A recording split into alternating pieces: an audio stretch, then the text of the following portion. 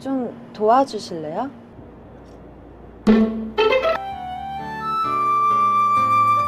Kamusta mga kaibigan? Welcome muli sa aking munting channel.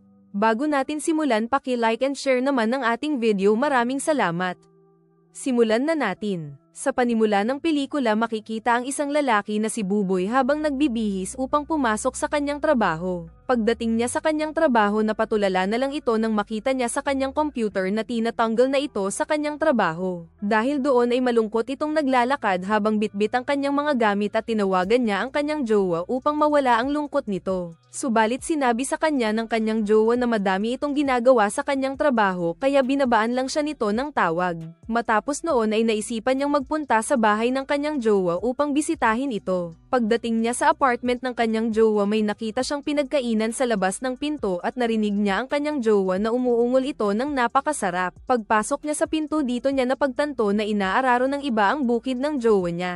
Halos gumuho ang mundo ni Buboy nang masaksihan niya ang krimen na ginagawa ng kanyang jowa. Matapos ng pangyayari, dinamdam ng husto ni Buboy ang ginawa sa kanya ng kanyang jowa at sakto naman na dumating ang tropa niyang siraulo na si Ray. Dahan-dahan itong lumapit kay Buboy at sinundot niya ang wetpacks nito. Dahil doon ay nagulat ang binata at hinaya siya ni Ray na lumabas para mag-inuman upang makalimutan daw nito ang ginawa sa kanya ng jowa niyang haliparot. Ang dalawa ay nag-inuman at nang pauwi na si Buboy ay biglang dumating ang dati nitong girlfriend upang ibigay kay Buboy ang mga naiwan nitong gamit sa kanyang apartment. Pagkatapos ay iniwan niya na ito na parang wala lang. Kinabukasan nagulat si Buboy nang dahil sa kumakatok sa kanyang pintuan. Pagbukas niya sa pinto, isang masarap na chicks ang bumungad sa kanya. Nagpakilala ang magandang chicks kay Buboy sa pangalan Christine at sinabi nito sa kanya na kakalipat lang nito sa kabilang apartment at nakisuyo ito na buhatin ang kanyang mga gamit. Agad naman tinulungan ng manyakol na si Buboy ang masarap na dalaga. Nang matapos sila, niyaya siya ni Christine na maghapunan mamayang gabi bilang pasasalamat daw nito sa kanya. Habang kumakain ang dalawa, naikwento ni Buboy ang dati nitong girlfriend. Sinabi niya sa dalaga na hindi pa daw niya ito naaararo dahil gusto daw niya magpakasal muna silang dalawa bago niya ito wasakin.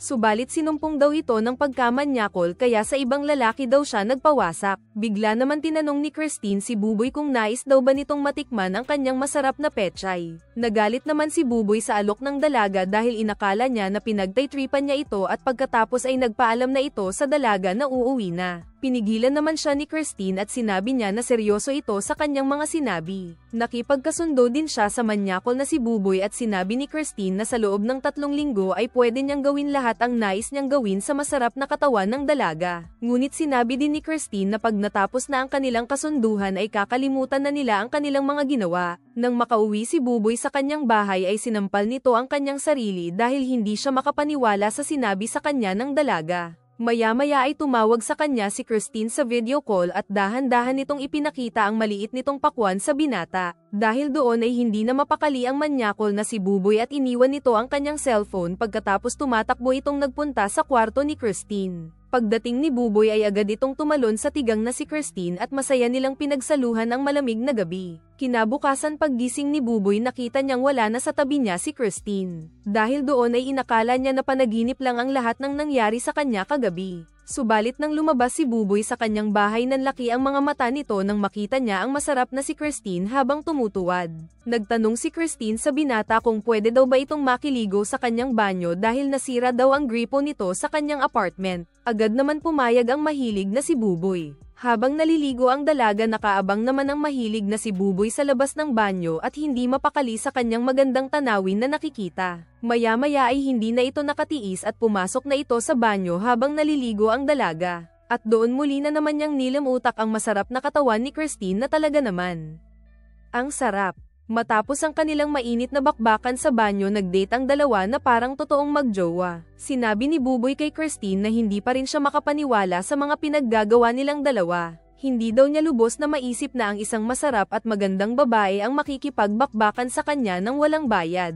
Sinabi din ni Buboy na pakiramdam daw niya ay matagal na silang magkakilala ng dalaga. Sinabi naman ni Christine na medyo maliit lang ang kanilang bayan kaya hindi daw malayo na baka nagkita na nga sila noon. Habang kumakain ang dalawa, napangangan naman ang manyakol na si Buboy dahil na-imagine niya na siya ang kinakain ni Christine. Dahil doon ay nalaglag nito ang gamit niyang chopstick at nang pupulutin na ito ni Buboy, napatingin siya sa suot na panty ng dalaga. Napalunok na lang ang manyakol at napansin naman siya ni Christine kaya hinubad niya ang suot nitong panty. Bigla naman dumaan ang tropa ni Buboy na si Ray at nagulat ito nang makita niya ang masarap na chicks na kasama ni Buboy. Nilapitan sila ni Ray at nagpakilala naman si Christine na siya daw ang bagong jowa ni Buboy pagkatapos ay nagtungo ito sa banyo. Pag-alis ni Christine sinabi ni Ray kay Buboy na baka may tama daw sa ulo si Christine dahil malabo daw na magkagusto ito sa kanya. Nagalit naman si Buboy at sinabi niya kay Ray na may 3 na silang anak at pagkatapos ay pinagtabuyan niya ito sa labas. Nang makabalik si Christine galing banyo ibinigay nito kay Buboy ang mahiwagan niyang panty na mamasa-masa. Tuwang-tuwa naman si Manyakol at hindi ito makapaniwala habang si Ray naman ay palihim itong nakatingin sa kanila. Simula noon ay madalas na silang magbakbakan kahit saan sulok ng bahay at sinulit ng Manyakol ang kanyang unlimited na sibak dahil 3 linggo lang ang kanilang usapan. Masayang nagsama ang dalawa kahit saan sila mapunta ay puro bakbakan ang kanilang ginagawa. Sa sumunod na araw habang masaya itong nakatambay kasama si Ray naalala niya ang mga sinabi nito sa kanya. Nagsimula na rin itong magtaka kung bakit ito ginagawa ni Christine. Sinubukan magtanong ni Buboy sa dalaga tungkol sa pagkatao nito subalit nagalit lang ito sa kanya. Sinabi din ni Christine na mas makakabuti kung hindi na ulit ito babanggitin ni Buboy. Dahil doon ay natakot ang Manyakol na baka magalit ng tuluyan si Christine sa kanya dahil 3 linggo lang ang usapan nila kaya hindi na ulit ito nagtanong sa dalaga. Habang naglalakad pa uwi ang dalawa na salubong nila ang dating jowa ni Buboy at nagtanong ito kung sino ang kasama nitong babae. Natameme naman si Buboy at hindi makapagsalita kaya si Christine ang nakipag-usap sa haliparot na babae. Pagkatapos ay umalis ang mga ito.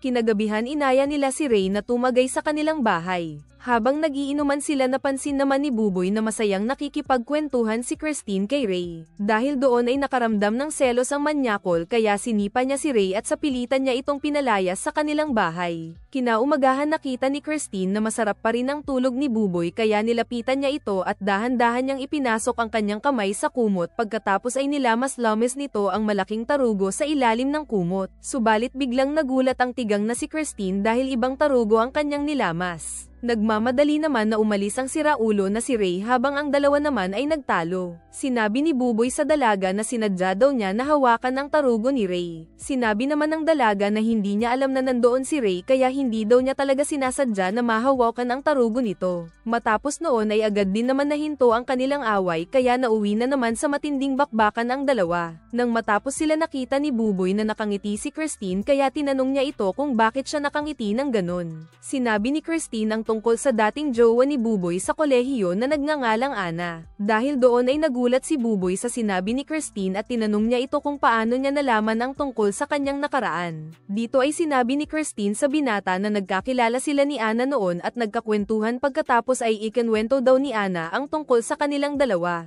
Subalit hindi siya naniwala sa mga sinabi ni Christine kaya tinawagan niya si Ana upang magtanong dito. Sa sumunod na araw pinuntahan niya si Ana at ipinakita niya sa kanya ang larawan ni Christine ngunit sinabi ni Ana na hindi niya daw ito kilala. Bigla naman naalala ni Buboy ang araw na nagsibakan sila ni Ana. Hindi pala sila totoong magjowa dahil nag one night stand lang pala sila noon at simula noon hindi niya na makalimutan ang araw na iyon. Bago tuluyan umalis si Buboy sinabi ni Ana na may bago itong negosyo at nais niyang kunin na manager ang binata. Ngunit may kondisyon ito sa kanya at sinabi nito na kailangan niya muna daw wasakin ang tahong nito bago niya ibigay sa kanya ang posisyon. Napakaswerte naman talaga ng Manyakol na ta. Noong gabing iyon sinabi niya kay Christine ang inaalok na trabaho ni Ana at sinabi din niya pati ang kondisyon. Sinabi naman ni Christine na tanggapin niya ang trabaho pagkatapos ay sasama din daw ito para dalawa daw sila ni Ana na magpapasaya sa tarugo nito. Nabigla naman ang Manyakol sa sinabi ng dalaga at hindi ito makapaniwala. Dahil kailangan ni Buboy ang trabaho wala na itong nagawa at pumayag na ito. Nagtungo agad sila kay Ana at nang nasa opisina na sila ay tumagay lang sila sandali para pangpagana pagkatapos ay agad nilang sinimulan ang mainit na bakbakan kasama si Christine. Subalit makalipas ang ilan sandali ay umatras si Buboy sa kasunduan at iniwan ang basang tahong ni Ana. Habang naglalakad sila pilit na sinabi ni Christine na balikan niya si Ana dahil kailangan daw nitong makuha ang trabaho. Dahil doon ay nag-away ang dalawa dahil hindi daw talaga kayang gawin ni Buboy ang pinapagawa ni Ana. Matapos noon ay iniwan siyang mag-isa ni Christine. Habang naglalakad mag-isa si Buboy nakita niya si Christine at nilapitan niya ito upang humingi ng tawad sa dalaga. Ngunit sinabi sa kanya ng dalaga na hindi daw niya ito kilala at pagkatapos ay umalis. Nang nasa bahay na si Buboy, sinabi niya kay Christine na parang ibang Christine ang nakausap nito kanina. Dahil doon ay ipinagtapat ni Christine na nagmula siya sa hinaharap at ipinakita nito ang device na ginamit niya. Si Christine daw talaga ang babaeng nakita niya kanina, ngunit hindi pa daw sila magkakilala sa panahon na ito. Makikilala daw niya si Christine sa Osave pagkatapos ay magkakarelasyon sila at maniniraan sa iisang bahay. Subalit napagpasyaan ni Christine na umalis sa kanilang lugar upang maghanap ng mas magandang trabaho. Nang paalis na si Christine ay hinabol naman daw siya ni Buboy, subalit nasagasaan ito at naging dahilan ng kanyang pagpanaw sa mundo. Nang nasa ospital si Christine, may isang lalaki ang nagbigay sa kanya ng device at sinabi nito sa kanya na kaya daw siya nitong ibalik sa nakaraan upang makasama muli si Buboy. Subalit hanggang 3 linggo lang daw ang pwedeng itagal ni Christine sa nakaraan. Kahit naguguluhan si Buboy sa mga nangyayari, pinili pa rin niya ang maniwala sa mga sinasabi sa kanya ni Christine. Dahil malapit nang matapos ang 3 linggo ng dalawa, nagdesisyon sila na sulitin ang bawat segundo na lumilipas, kaya nauwi na naman sila sa mainit na bakbakan. Makalipas ang ilan sandali, tuluyan ang naglaho si Christine habang si Buboy naman ay iniwan na lumuluha. Noong araw na iyon ay agad siyang nagtungo sa Osave at nagtanong siya kung meron bang nagtatrabaho doon na ang pangalan ay Christine. Sinabi naman ng nakabantay ay wala daw siyang katrabaho na ganon ang pangalan. Malungkot itong bumalik sa kanyang bahay at lalo pa itong nalungkot nang makita niya na ibang tao na ang kanyang kapitbahay. Lumipas ang 1 linggo, nagkaroon ng bagong trabaho si Buboy bilang isang delivery rider sa Foodpanda. Habang nag-aayos si Buboy, nanlaki ang mga mata nito nang muli niyang makita ang masarap na si Christine. Naging magkatrabaho ang dalawa, subalit walang kamalay-malay si Christine sa mga panahon na ito tungkol sa kanilang dalawa. Nang magde-deliver na sana sila ay muli na naman nasagasaan si Buboy dahil tatanga-tanga ang loko. Habang nasa ospital, napaiyak na lang si Christine dahil bigla na lang niya naalala ang lahat ng mga pinagsamahan nila ni Buboy. Maya-maya ay lumabas na si Buboy na nabalian lang pala ng buto sa kanyang binti. Lumapit naman si Christine kay Buboy at sinabi niya na naalala niya na ang lahat tungkol sa kanilang dalawa. Sa huling eksena ng pelikula, nagyakapan ang dalawa habang may isang lalaki ang nakatingin sa kanila.